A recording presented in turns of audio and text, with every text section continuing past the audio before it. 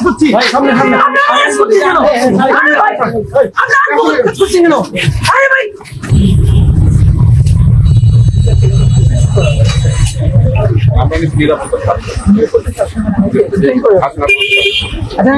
আমাদের প্রোগ্রাম না ভাই দাঁড়া আমার তো প্রোগ্রাম আছে যে আপনাকে তো কালকে ইনভিটেশন দিয়েছি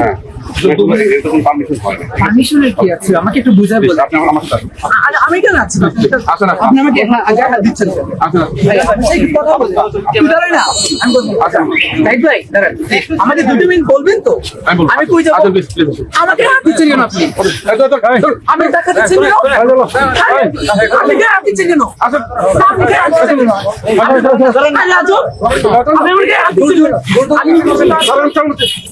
আরে ভাই আমার গণতান্ত্রিক অধিকার নাই সাংবিধানিক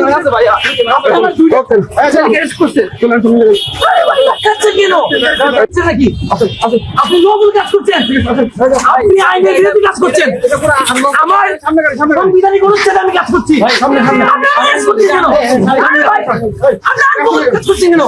আরে ভাই আপনি আরে ভাই আমার অপরাধ কি আমার অপরাধ কি আরে অপরাধ কি বলবো আরে অপরাধ বলবেন আপনি অপরাধ বলবেন না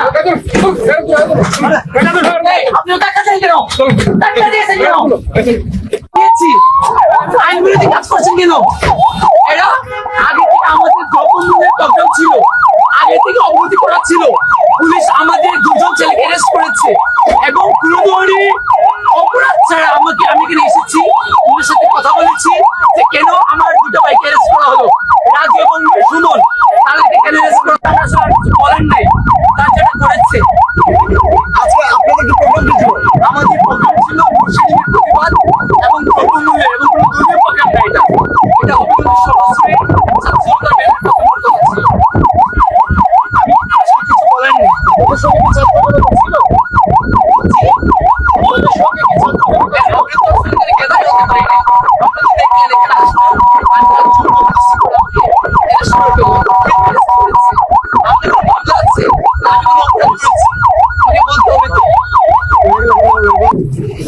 Hello.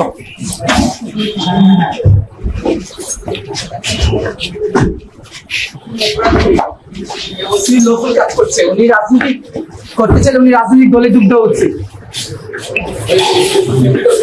দেখেন রাষ্ট্রপতি নির্বাচন হবে জুলাই সনদে বিএনপিও কিন্তু স্বাক্ষর করে এসেছে সেখানে বলা আছে যে রাষ্ট্রপতি নির্বাচনের 70 অনুচ্ছেদ কার্যকর থাকবে না তো বিএনপি আগের অবস্থাতে আগের ব্যবস্থার মধ্য দিয়ে আবার রাষ্ট্রপতি নির্বাচন করছে এখানে একটা আইওয়াস হচ্ছে সবার সামনে নির্বাচন হবে ভোট হবে কিন্তু সরকার দলের 213 জন এমপি তারা কিন্তু দলের বাইরে দল যাকে ঠিক করে দিবে তার বাইরে ভোট দিতে পারবে না ভোট দিলে তাদের সংসদ সদস্য পদ থাকবে না আমরা চেয়েছিলাম এবং জুলাই সনদে সবাই এগ্রি করেছে যে রাষ্ট্রপতি নির্বাচনে 70 অনুচ্ছেদ কার্যকর হবে না এবং এমপিরা যে কাউকে ভোট দিতে পারবে যদি সেরকম পরিস্থিতি হতো সংস্কারের পরে এই নির্বাচনটা হতো তাহলে আমরা দেশের জন্য সত্যিকার অর্থে দলমতের ঊর্ধ্বে একজন রাষ্ট্রপতি হওয়ার মতো যোগ্য ব্যক্তিকে সম্ভবত রাষ্ট্রপতি দেখতে পেতাম কিন্তু দুঃখজনক যে জুলাই গণঅভ্যুত্থানের পরে একটা রাষ্ট্রপতি নির্বাচন হচ্ছে আমাদেরকে আবারও একজন দলীয় ব্যক্তিকে রাষ্ট্রপতির জায়গায় দেখতে হবে এই যাত্রাবাড়ি যেখানে আমরা দাঁড়িয়ে আছি এই যেই সড়কে আমরা দাঁড়িয়ে আছি এই সড়ক একজন শহীদের নামে এবং এই যাত্রাবাড়িতে আশেপাশের প্রত্যেকটা অলিগলিতে জুলাই গণঅভ্যুত্থানের সময় আপনারা প্রতিরোধ গড়ে তুলেছিলেন গণঅভ্যুত্থানের সময় আমার বাসা ছিল কাজলায় আমি নিজের চোখে 17 জুলাই থেকে দেখেছি যে এখানে মাদ্রাসার শিক্ষার্থীরা সাধারণ জনগণ আমাদের অভিভাবকরা কিভাবে প্রতিরোধ গড়ে তুলেছিলেন কিভাবে দখলে রেখেছিলেন যখন ইন্টারনেট বন্ধ করে দিয়ে সমানে গণহত্যা চালানো হলো আমরা গুম অবস্থায় ছিলাম তখন বের হয়ে এসে জানতে পারলাম শেখ হাসিনার সরকার সারা দেশ নিয়ন্ত্রণ নিতে পারলেও এই যাত্রাবাড়িকে কিন্তু আপনারা নিয়ন্ত্রণে নিতে দেন নাই। এই যাত্রাবাড়ি জুলাই গণঅভ্যুত্থানে সর্বপ্রথম স্বাধীন হওয়া অঞ্চল। আগামী দিনেও এই যাত্রাবাড়ি আমাদের গণভোটের রায় বাস্তবায়ন সহ এই দেশের মানুষের জন্য গণতান্ত্রিক লড়াই, রাজনৈতিক লড়াইয়ে গুরুত্বপূর্ণ ভূমিকা রাখবে, এটা আমাদের বিশ্বাস। বন্ধুগণ, আমরা গত 5 মাস ধরে একটা নতুন সরকার দেখছি। এর আগে প্রায় 1.5 বছর ধরে আমাদেরকে প্রতিদিন শুনতে হয়েছে যে নির্বাচন হলে নাকি সব কিছু ঠিক হয়ে যাবে।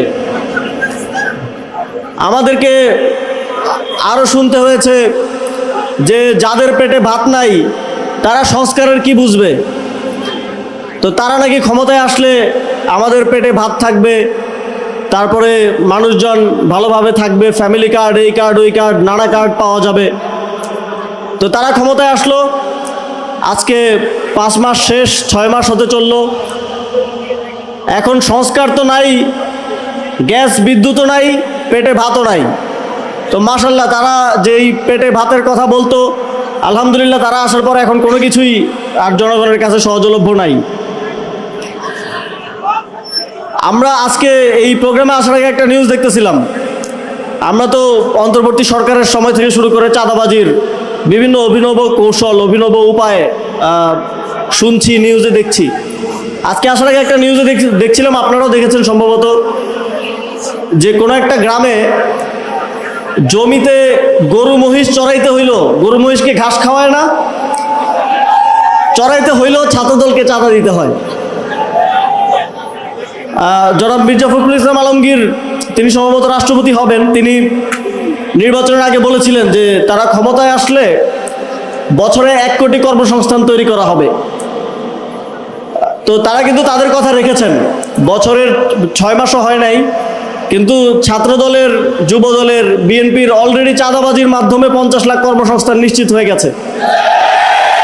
চাঁদাবাজি করে তাদের ফ্যামিলি চলতেছে, তাদের পেট চলতেছে। সাধারণ মানুষ জাহান্নামে যাক। আমরা স্থানীয় সরকার নির্বাচনের কথা শুনছি, প্রায় 6 মাস হয়ে গেল, এখন আমরা কোনো ডেট পাই নাই, কিন্তু আমরা শুনছি যে সামনে ইউনিয়ন পরিষদ থেকে শুরু করে স্থানীয় সরকার নির্বাচন হবে। আমরা আশা করেছিলাম জুলাই সনদ অনুযায়ী, গণভোটের রায় অনুযায়ী সংস্কারের মাধ্যমে নির্বাচন কমিশন সহ রাষ্ট্রীয় প্রতিষ্ঠানগুলোকে শক্তিশালী করার পরে এই নির্বাচনগুলো সংগঠিত হবে। তাহলে আমরা একটা লেভেল প্লেইং ফিল্ড আশা করতে পারতাম। দেখেন, রাষ্ট্রপতি নির্বাচন হবে, জুলাই সনদে বিএনপিও কিন্তু স্বাক্ষর করে এসেছে। সেখানে বলা আছে যে রাষ্ট্রপতি নির্বাচনের 70 অনুচ্ছেদ কার্যকর থাকবে না। তো বিএনপি আগের অবস্থাতে, আগের ব্যবস্থার মধ্য দিয়ে আবার রাষ্ট্রপতি নির্বাচন করছে। এখানে একটা আইওয়াস হচ্ছে, সবার সামনে নির্বাচন হবে, ভোট হবে, কিন্তু সরকার দলের 213 জন এমপি তারা কিন্তু দলের বাইরে, দল যাকে ঠিক করে দিবে তার বাইরে ভোট দিতে পারবে না। ভোট দিলে তাদের সংসদ সদস্য পদ থাকবে না। আমরা চেয়েছিলাম, এবং জুলাই সনদে সবাই এগ্রি করেছে, যে রাষ্ট্রপতি নির্বাচনে 70 অনুচ্ছেদ কার্যকর হবে না এবং এমপিরা যে কাউকে ভোট দিতে পারবে। যদি সেরকম পরিস্থিতি হতো, সংস্কারের পরে এই নির্বাচনটা হতো, তাহলে আমরা দেশের জন্য সত্যিকার অর্থে দলমতের ঊর্ধ্বে একজন রাষ্ট্রপতি হওয়ার মতো যোগ্য ব্যক্তিকে সম্ভবত রাষ্ট্রপতি দেখতে পেতাম। কিন্তু দুঃখজনক যে জুলাই গণঅভ্যুত্থানের পরে একটা রাষ্ট্রপতি নির্বাচন হচ্ছে, আমাদেরকে আবারও একজন দলীয় ব্যক্তিকে রাষ্ট্রপতির জায়গায় দেখতে হবে। স্থানীয় সরকার নির্বাচনে আপনারা ইতিমধ্যে জানেন যে বিএনপি সিটি কর্পোরেশনগুলোতে প্রশাসক নিয়োগ করেছে। কিছু কিছু ক্ষেত্রে ইউনিয়ন পরিষদ, উপজেলা পরিষদেও প্রশাসক নিয়োগ করা হয়েছে। জেলা পরিষদগুলোতে প্রায় সবগুলোতে প্রশাসক নিয়োগ করা হয়েছে। বিএনপি গত 17 বছর সংস্কারের কথা বলে রাজনীতি করে আসছে, গণতন্ত্রের কথা বলে রাজনীতি করে আসছে। অথচ দেখেন, তাদের প্রশাসকরা সরকারি টাকায়, সিটি কর্পোরেশনের টাকায়, এক পাশে সিটি কর্পোরেশনের লোগো, আরেক পাশে বিএনপির দলীয় লোগো, তারপরে তার বড় ছবি দিয়ে সারা ঢাকায় পোস্টারিং করে ছড়িয়ে ফেলেছে। এদিকেও আশেপাশে পোস্টার খুঁজলে পাওয়া যাবে। সরকারি টাকায়, সিটি কর্পোরেশনের তহবিলের টাকায় নিজের নির্বাচনী প্রচারণা করে, এটা কিসের গণতন্ত্র? আমরা জাতীয় নাগরিক পার্টির পক্ষ থেকে স্পষ্টভাবে দাবি করেছি, কোন প্রশাসক, যাদেরকে প্রশাসক দেয়া হয়েছে, কেউ স্থানীয় সরকার নির্বাচনে অংশগ্রহণ করতে পারবে না। যদি তারা স্থানীয় সরকার নির্বাচনে অংশগ্রহণ করে, এই নির্বাচনটা আবারও একটা প্রশ্নবিদ্ধ নির্বাচন হয়ে থেকে যাবে। এবং আমরা আবারও দেখছি এই নির্বাচন প্রক্রিয়া রাষ্ট্রীয় প্রতিষ্ঠানগুলোকে দুর্বল করার মধ্য দিয়ে, দলীয়করণ করার মধ্য দিয়ে আমাদের মধ্যে কিন্তু জনগণের মধ্যে একটা শঙ্কা তৈরি হচ্ছে যে এবার যেমন জনগণ ভোট দিতে পেরেছে, 5 বছর পরে কি সাধারণ মানুষ ভোট দিতে পারবে কিনা। তো স্থানীয় সরকার নির্বাচনে বোঝা যাবে যে 5 বছর পরে আমরা ভোট দিতে পারবো কি পারবো না। সংগ্রামী উপস্থিতি, আমরা বর্ডারের ওপার থেকে শুনি শেখ হাসিনা বাংলাদেশে আসতে চায়। আওয়ামী লীগের বিভিন্ন নেতারা সাক্ষাৎকার দিচ্ছে, বিভিন্ন জায়গায় তারা বাংলাদেশে আসতে চায়। এই বিষয়ে তো কেউ দ্বিমত করতেছে না, আমরাও চাই আপনারা আসেন। এই যে আমাদের মঞ্চে শহীদ পরিবারের সদস্যরা আছেন, মঞ্চের সামনে শহীদ পরিবারের সদস্যরা আছেন, আমাদের মায়েরা আছেন, তারা প্রতিদিন আল্লাহর কাছে দোয়া করেন যে তাদের সন্তানের হত্যার জন্য যারা দায়ী, তাদের যেন বিচার নিশ্চিত হয়। শেখ হাসিনা বাংলাদেশে ফিরলে সেই বিচার নিশ্চিত হওয়ার জন্য, সেই বিচার নিশ্চিত করার জন্য আমরা প্রস্তুত আছি ইনশাল্লাহ। আমরা ইদানিং শুনছি যে বাংলাদেশের প্রধানমন্ত্রী ভারত যাবেন।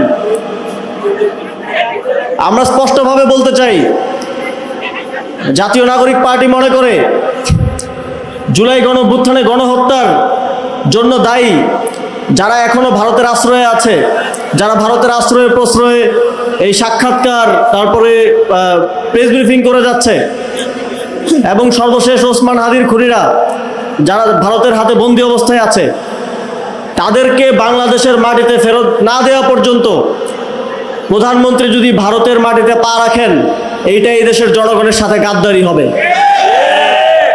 তাদেরকে আগে বাংলাদেশে ফিরিয়ে আনেন, তাদের ফাঁসির রায় কার্যকর করেন, বিচার নিশ্চিত করেন, তারপরে ভারতের সাথে সুসম্পর্ক হতে পারে। যারা এতদিন এখানে ফ্যাসিবাদ টিকিয়ে রেখেছিল, যারা এখনো গণহত্যাকারীদেরকে সহযোগিতা করে যাচ্ছে, এই গণহত্যাকারীদের বাংলাদেশে ফিরিয়ে না দেওয়া পর্যন্ত তাদের সাথে কোনো সুসম্পর্ক হতে পারে না। সংগ্রামী উপস্থিতি, এই যাত্রাবাড়িতে আপনারা জুলাই গণঅভ্যুত্থানে যেভাবে সফলভাবে স্বাধীন করেছিলেন, আগামীর বাংলাদেশে গণভোটের রায় বাস্তবায়ন সহ আমাদের গণতান্ত্রিক এবং রাজনৈতিক লড়াইয়ে সেই শক্তিশালী ভূমিকায় আপনারা এখানে উপস্থিত থাকবেন, এই প্রত্যাশা ব্যক্ত করে আমার বক্তব্য শেষ করছি। আসসালামু আলাইকুম।